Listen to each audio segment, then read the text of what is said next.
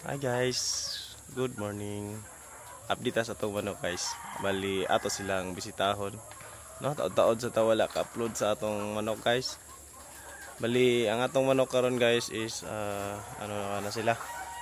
1 year na. Kay August 20 man sila gi-deliver. Tanatare guys ha. Kanana to mga guys. Tuloy ta guys. Ni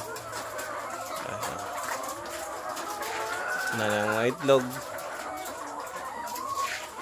Okay guys, ako anak guys. Tapoy yung kadiri guys nga wala na sulod. Hi guys. Bali ang atog yung manok ani sa una guys is na sa 240. Pero karon naana lang sa 197 kay tungod sa panahon sa pandemic at panahon sa tig-init, daghan silang kaan guys, daghang namatay tungod labing inita sa panahon.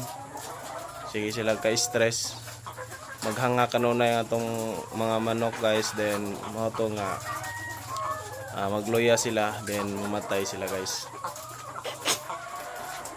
Nana sila daghang itlog guys, kay ang ilang ting itlog yun nasa alas 8 to alas 10 ni kahapon.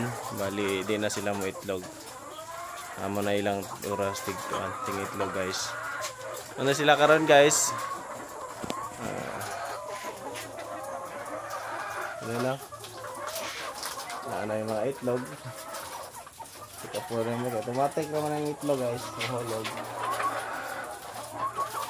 Then ang size sa itong itlog ron guys kada harvest, ang daghan is medium o large, na ay small gamay na naman. Then nasa XL, para duraghan na pa ang atong XL guys. Okay, kung ano may lagi sila sakto nas pangigada ron, no? Guwang-guwang na yun sila. Kay kasagaran mo gud sa manok guys, kung nga makal sila 2 years agad mo na pohon next year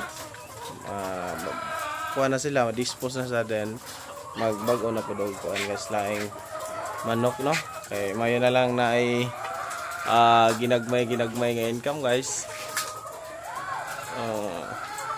Thank you guys for watching. Thank you. God bless. Bye bye.